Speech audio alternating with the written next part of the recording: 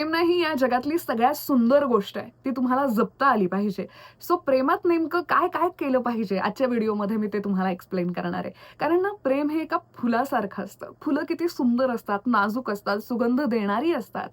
जर का तुम्ही त्या फुलाला तसंच जपलत, तर ते प्रेम तसंच टवटवीत राहणार आहे, सुगंधी राहणार आहे, छान राहणार आहे आणि त्यामुळे छानच वाटणार आहे. सो प्रेम हे त्या फुलासारखं असतं, हे नेहमीच लक्षात ठेवा आणि सुरू करूयात. हॅलो, हाय, कसं आहे ना मित्रांनो, मी आर.जे. ज्योती आणि स्वागत करते तुमचं माझ्या या प्रेमाच्या YouTube चॅनलमध्ये, जिथे प्रेमाच्या आपण अनलिमिटेड, नॉनस्टॉप आणि अनएडिटेड गप्पा मारत असतो. म्हणजेच की स्टार्ट टू एंड जे जसं आहे तसंच तुम्हाला शेवटपर्यंत ऐकायला मिळतं. यामध्ये मी काहीच एडिट करत नाही, even no makeup look. So video फार महत्त्वाचा आणि छान आहे. सो प्रेम करायला काय सगळ्यांना असं वाटत असतं, की कोणीतरी आयुष्यात हवं, गर्लफ्रेंड हवी किंवा बॉयफ्रेंड हवा आणि कधी-कधी आपण टाईमपास म्हणून सुद्धा काही गोष्टी सुरू करतो, पण नंतर आपण सीरियस होत जातो. एखाद्या व्यक्तीची सवय होते, तिच्या आवडी-निवडी सगळं आपल्याला आवडायला लागतं. पण जे लोक सिंगल आहेत आणि ज्यांना प्रेमात पडायचंय, मी त्यांना काही गोष्टी सांगणार आहे, की प्रेम वाटतं तितकं सोपं नाहीये. खूप जास्त त्रास होतो त्या सगळ्या सगळ्या गोष्टींमध्ये. कारण नव्याचे 9 दिवस बऱ्यापैकी छान असतात. नंतर गोष्टी बदलत जातात. तुम्हाला जर का प्रेमात पडायचं असेल, तुम्हाला आयुष्यात कोणीतरी हवं असेल, तर काही गोष्टींची मनाची तयारी करणं तुम्हाला गरजेचं आहे. त्यातली पहिली तयारी म्हणजेच की एफर्ट्स टाकणं. रोजचा दिवस नवीन आहे आणि रोज तुम्हाला थोडेसे एफर्ट्स टाकणं महत्त्वाचं आहे. जसं मी फुलाचं एक्झाम्पल दिलं. त्या फुलाला रोज पाणी घातलं तर ते छान राहणारच आहे. सो तुम्हाला सुद्धा रोज त्या व्यक्तीला तितकंसं प्रेम द्यायचंय. कधी-कधी अपेक्षा न करता प्रेम करायचंय. कारण तुम्हाला हवंय ना. तुम्हाला त्या व्यक्तीला खुश बघायचंय. तुम्हाला ते नातं हवंय. त्यामुळे तुम्ही एफर्ट्स घेणं गरजेचं आहे. ऑफकोर्स तुमचे एफर्ट्स बघून समोरचाही घेईल आणि नसेल घेत तर त्याला प्रेम नाही म्हणत. सो प्रेम जसं मी म्हणाले वाटतं तितकं सोपं नसतं, की तुम्हाला एफर्ट्स घ्यावेच लागतील. समोरच्याच्या आवडी-निवडी आपसूक आपल्या कराव्याच लागतील. कधी-कधी विनाकारण सॉरी म्हणावं लागेल, कधी-कधी तुमचा इगो तुम्हाला साईडला ठेवावा लागेल, कधी-कधी सेल्फ रिस्पेक्ट जरा बाजूला ठेवून माफी मागावी लागेल. मूड स्विंग्स तुम्हाला हँडल करावेच लागतील. हा व्हिडिओ मुलांसाठी आणि मुलींसाठी दोघांसाठीच आहे. गोष्टी फार बदललेल्या आहेत त्यामुळे मी सांगतेय. कधी-कधी एक कॉल नाही ना आला समोरच्या व्यक्तीचा, की खूप त्रास व्हायला लागतो. इतका की बापरे! काय म्हणजे आणि संशयाने असं घर पण भरलेलं असतं. प्रेमात पडणं सोपं आहे. प्रेम टिकवून ठेवणं फार अवघड आहे. त्यामुळे मी म्हणतेय, की तुम्हाला जर का तुम्ही पूर्णपणे मानसिक आणि मनाने तयारी केली असेल ना, तरच या प्रेमाच्या वाटेवर जा, नाहीतर नका जाऊ. बिकॉज जेव्हा ते प्रेम आपल्याला सोडून जातं, त्या सगळ्या गोष्टी एक्सेप्ट करून पुढे जाणं, एकंदरीतच सोप्या भाषेमध्ये मूव्ह ऑन करणं फार, फार अवघड जातं. हे वाटतं तितकं सोपं नसतं. अनेक लोक यामुळे डिप्रेशनमध्ये सुद्धा गेलेले आहेत. बिकॉज त्यांनी तो अनुभव घेतलेला नसतो आणि अचानक हे काय झालंय? हं? दिल की जो बातें होती ना, वो बहुत ही खतरनाक होती है. वो किसी के समझ में नहीं आती. आणि इस दिल के दर्द की कोई दवा नहीं होती. कसलीही औषधं मिळत नाहीत. कुठेतरी दुखतंय, इंजेक्शन घेतलं, गोळ्या खाल्ल्या, काहीतरी क्रीम लावलं, ठीक होतं. दिल का ऐसा नहीं होता. यहाँ दर्द जो होता है ना, तो खूप, खूप, खूप अवघड असतं. त्यामुळे प्रेमात पडल्यानंतर बेसिक काही गोष्टींची काळजी घ्या. प्रॉमिसेस, फेक प्रॉमिसेस करू नका. म्हणजे बऱ्याच जणांचं असं होतं, की मी तुला 5 मिनिटात फोन करतो, नाही येत. मग त्या गोष्टी ना वादात रूपांतर होतं, की मग तू म्हणाला होतास किंवा तू म्हणाली होतीस, मग केलाच नाही. ओके, तुम्हाला प्रेमात पडायचंय तर माझा एक खूप मोठा सल्ला असेल, अशी व्यक्ती बघा जी तुमच्या आसपास कुठेतरी असेल. म्हणजे सहज तुम्हाला आठवण आली, तुम्ही भेटून येऊ शकता. लाँग डिस्टन्समध्ये कसं होतं ना, सुरुवातीला ठीक आहे मॅच्युअरली जरा तुम्ही हँडल करता. पण अजून सुद्धा लोक इतके मॅच्युअर नाही आहेत, की त्यांना नीट ते रिलेशनशिप झेपेल. मग फोन नाही उचलला त्यावरून संशय, मग तू कोणासोबत होती, मग काय होती, मग काही मुलांसोबत एखाद्या मुलीने फोटो टाकले, तर मग आता काहीतरी तिचं सुरूच आहे. याने टाकले, की त्या मुलीला असं वाटतं, की आता झालं असंच आहे, आता हा चीट करतोय. सो असे खूप गैरसमज वाढतात. त्यामुळे मी सजेस्ट करेल, की लाँग डिस्टन्स शक्यतो टाळा. आय नो की प्रेम असं ठरवून होत नाही. पण तुम्हाला आता जेव्हा कळतंय, की मला प्रेम होतंय, तर काही गोष्टींवर कंट्रोल असणं गरजेचं आहे किंवा काही गोष्टींचा विचार करणं गरजेचं आहे. जसं काही लोक प्रेमात पडतात आणि खूप लग्नाची स्वप्न बघतात. पण त्या लग्नाच्या स्वप्नांसोबत समोरच्या व्यक्तीशी सुद्धा तुम्हाला जरा क्लिअर करणं गरजेचं आहे. ती व्यक्ती तयार आहे का इन फ्युचर किंवा काही बेसिक प्रॉब्लेम्स आहेत का? नाहीतर काय होतं ना, आपण गुंतत जातो आणि एका पॉइंटनंतर ती व्यक्ती म्हणते, की घरचे ऐकणार नाहीत. तो किंवा तीही म्हणू शकते घरचे ऐकणार नाहीत, कास्ट प्रॉब्लेम आहे, पत्रिका वेगळ्यात, जे काही कारण असेल त्यामुळे तुम्ही वेगळे होणार आणि एवढा वेळ एकमेकांमध्ये घालवलेला असतो आणि अचानक अशामुळे वेगळं व्हावं लागलं तर बापरे! भयानक त्रास होतो, भयानक. काही लोकांना खूप वर्ष लागतात त्यातून बाहेर पडायला. त्यामुळे मी म्हणेल, की तुमचा उद्देश जो काही असेल तो तुम्ही क्लिअर बोला. मला डेट करायचंय, मला बाकी काही नाही, मला लग्न वगैरे हे नाही करायचं. समोरच्या व्यक्तीचं ऐका, ती व्यक्ती ओके असेल तर कंटिन्यू करा, अदरवाईज थांबा. थांबणं कधीही महत्त्वाचं हां, त्रास होण्यापेक्षा. कारण सगळ्यांना नाही झेपत ते. आजकाल लोक तर खूप जास्त एकटे पडलेत आणि त्यामुळे हा त्रास सहन करणं लोकांना अवघड होत चाललंय. आता फॉर एक्झाम्पल की तुम्हाला नातं-गोतं काही नकोय, तुम्हाला जस्ट कोणीतरी हवंय, just for casual things and all.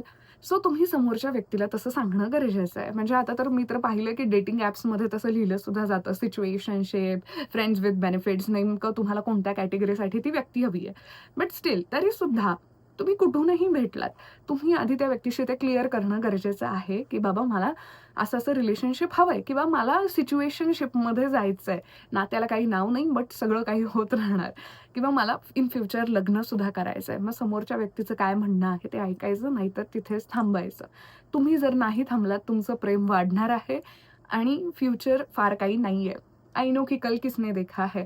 पण जो त्रास होतो ना, त्या सगळ्या गोष्टी या अनुभवांवरून मी तुम्हाला सांगतेय. नव्याचे 9 दिवस खूप छान वाटतात. जसं-जसं नातं जुनं व्हायला लागतं, त्रास वाढतच जातो, वाढतच जातो. सो जे लोक सिंगल आहेत, तुम्ही खुश आहात, निवांत आहात, छान आहात. नक्कीच प्रेमात पडा. पण प्रेमात पडताना ही तयारी तुम्हाला करणं गरजेचं आहे, की मला हे जमणार आहे का? मी हे असं करू शकतो का? जे लोक खूप रागीट आहेत, त्यांना तर मी विनंती करेल, की जोपर्यंत तुम्ही असं काम होत नाही, शांत होत नाही, तोपर्यंत तर प्रेमात पडूच नका. मुलगी असेल अथवा मुलगा असेल. कारण काय होतं ना, तुमच्या रागामुळे समोरची व्यक्ती दुखावते. ती दुखावली आणि तुमचं प्रेम असतं त्या व्यक्तीवर, त्यामुळे तुम्ही रिटर्न दुखावता. आणि कधी-कधी ना सॉरीने गोष्टी क्लिअर होत नाहीत. सॉरीचं मलम काम करत नाही दरवेळी. एखाद्या वेळी ठीक आहे, पण दरवेळी तेच-तेच होत असेल, तर ती व्यक्ती तुम्हाला सोडून जाईल. ते नातं गुदमरायला लागतं. सो जे लोक खूप रागीट आहेत, प्लीज जोपर्यंत तुम्ही रागावर नियंत्रण मिळवत नाही, तोपर्यंत प्रेमाच्या प्रवासाला लागू नका. आय नो की तुम्ही खूप रागीट आहात, बट सडनली कोणीतरी आवडली. सपोज तुम्ही इम्प्रेस केलं, ती व्यक्तीही इम्प्रेस झाली, तरीसुद्धा तुम्हाला तिथल्या क्षणी, त्या क्षणी स्वतःला सावरणं गरजेचं आहे. ठीक आहे, तुम्ही प्रेमाच्या प्रवासाला सुरुवात केली आहे, तेव्हा सुद्धा तुम्ही कंट्रोल आणू शकता स्वतःवर. रागावर नियंत्रण मिळवायचं झालं तर माणूस मिळवू शकतो. ज्याला मिळवायचंच नाहीये, तो नाहीच मिळवू शकत. हेही तितकंच महत्त्वाचं आहे. प्रेमात पडताना आणखी एका गोष्टीची तयारी तुम्हाला करावीच लागणार आहे, ती म्हणजे की प्रेम आणि करिअर दोन्हीही फार महत्त्वाचे आहेत. पण मग इकडे लक्ष दिलं, इकडे नाही चालणार नाही. इकडे लक्ष दिलं, इकडे लक्ष नाही दिलं चालणार नाही. दोन्ही गोष्टी तुम्हाला बॅलन्सच कराव्या लागणार आहेत. करिअरलाही तितकीच प्रायोरिटी आणि तुमच्या पार्टनरलाही तितकीच प्रायोरिटी. कारण काय होतं ना, तुम्ही फक्त करिअर करत राहिलात, इकडे लक्षच नाही दिलं, तर ती व्यक्तीसुद्धा निघून जाणार आहे. तुम्ही खूप झाडं लावली आहेत गुलाबाची, पण त्याला पाणीच नाही दिलं तर ते मरणारच आहे की नाही? सो हे तसंच आहे. किंवा तुम्ही फक्त प्रेम, प्रेम, प्रेम केलत, करिअरकडे लक्ष नाही दिलत, काय? आयुष्यात काहीच नाही होऊ शकणार. सो दोन्ही गोष्टी तुम्हाला बॅलन्स कराव्या लागणार आहेत. आता हे कसं बॅलन्स करायचं? जसं तुम्ही तुमचं दिवसाचं शेड्यूल मॅनेज करता. सकाळी उठणं, ब्रश करणं, अंघोळ करणं, कपडे घालणं, हे, ते सगळं. सो त्याच पद्धतीने हेही तुम्हाला मॅनेज करता आलं पाहिजे. मी सुरुवातीलाच या व्हिडिओच्या सुरुवातीलाच एक गोष्ट म्हणाले, की प्रेमात पडल्यानंतर रोज तुम्हाला एफर्ट्स टाकावे लागणार आहेत. रोज पाणी घालावं लागणार आहे त्या प्रेमाच्या रोपाला. तेव्हा ते फुलत राहणार आहे छान. ओके. सो तुम्ही कितीही बिझी असाल, तुम्ही कितीही त्रासात असाल, तुम्हाला त्या रोपाला म्हणजे त्या प्रेमाला पाणी घालणं गरजेचं आहे. समोरची व्यक्ती नक्कीच समजून घेते, जर तुम्ही त्या पद्धतीने समजावलंत तर. आणि ऑफकोर्स प्रेमात पडल्यानंतर ना, त्या व्यक्तीशी फार बोलायची इच्छा होते, भेटायची इच्छा होते आणि ती इच्छा होणं साहजिक आहे. पण मी तेच म्हणतेय, जेव्हा तुम्हाला जमत असेल तेव्हाच प्रॉमिसेस करा, अदरवाईज प्रॉमिसेस करू नका. आजकाल लोक खूप बिझी झालेत. हां, काय माहिती कशात बिझी झालेत, पण एकमेकांना द्यायला वेळच नाहीये. निम्मा वेळ तर फोनमध्ये असतात. काही हरकत नाहीये. मी कोणाला काही दोष देत नाहीये. पण मी म्हणतेय जर तुम्हाला प्रेमात पडायचं असेल, तर तुम्हाला त्या व्यक्तीसाठी वेळ सेपरेट काढणं गरजेचं आहे. एक टाईम टेबल बनवणं गरजेचं आहे, की दिवसभर नाही जमलं तर रात्री इतका वेळ आपण बोलू शकतो. हे दोघांनी डिस्कस करून एक टाईम टेबल बनवणं खूप गरजेचं आहे. ओके, तुम्ही जे काही तुमच्या शेड्यूलनुसार बनवा, पण ते टाईम टेबल बनवणं गरजेचं आहे आणि त्यानुसार बोलणं गरजेचं आहे. आता प्रेमात पडताना आणखी एक गोष्ट असते म्हणजेच की हायजीन फार महत्त्वाचं असतं.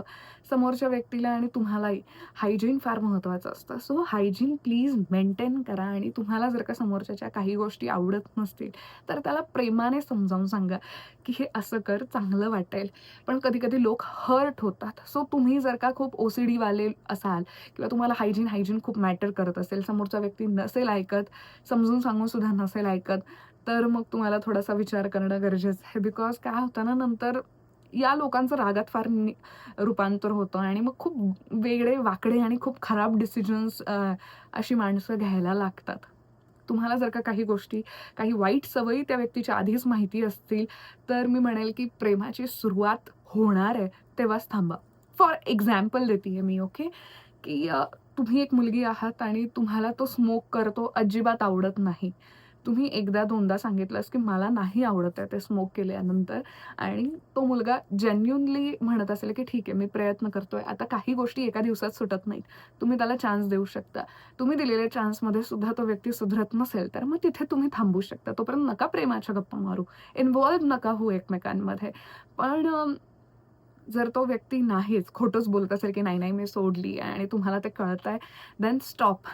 ज्या गोष्टींमुळे तुम्हाला खूप त्रास होणार आहे, त्या गोष्टी स्टॉप करायच्या. हे एक एक्झाम्पल होतं. जसं मुलांचं सुद्धा काही असू शकतं, की फॉर एक्झाम्पल तिने नखं फार वाढवली आहेत. म्हणजे एखादं मी एक रँडम एक्झाम्पल दिलं. मला नाही आवडत फार नखं वाढवलेली. सो बघा, म्हणजे तुम्हाला जर का त्या व्यक्तीमध्ये बदल जाणवला तरच पुढे जा, नाहीतर नका जाऊ. कारण प्रेम वाटतं तितकं सोपं नाहीये. फार अवघड प्रोसेस असते हां ही. एक्सप्लेनेशन देणं.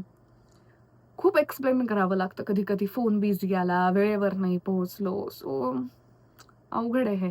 सो मला असं वाटतं, की तुम्हाला वेळा पाळणं जरा गरजेचं आहे. आता वेळा पाळणं असेल, मनापासून कौतुक करणं असेल, रिस्पेक्ट फार, फार, फार महत्त्वाचं आहे. कधी-कधी कमीपणा घेऊन रिस्पेक्ट देणं फार महत्त्वाचं आहे. कधी-कधी मेल इगो किंवा फिमेल इगो बाजूला सोडून तुम्हाला थोडंसं वागणं गरजेचं आहे. मी का करू? मीच का? मीच का? हे तुम्हाला कधीतरी सोडावं लागेल. म्हणजे मीच का कॉल करू? मग मीच काय हे करू? तुम्हाला हवंय की नाही प्रेम? त्यामुळे तुम्ही करणं गरजेचं आहे. पण येस, खूप नका करू. जेव्हा एखादी गोष्ट खूप होते, तेव्हा त्याचा त्रास व्हायला लागतो. सो गोष्टी लिमिटेड असायला हव्यात. मीच फक्त फोन करतोय, ती तर करतच नाहीये. अरे, असं करून नाही चालणार. तुला राजा प्रेम हवंय ना आयुष्यात, सो तुला करावंच लागेल. काही गोष्टींना वेगळे असे ऑप्शन्स नसतात. सो तुम्हाला हे करणं भागच आहे.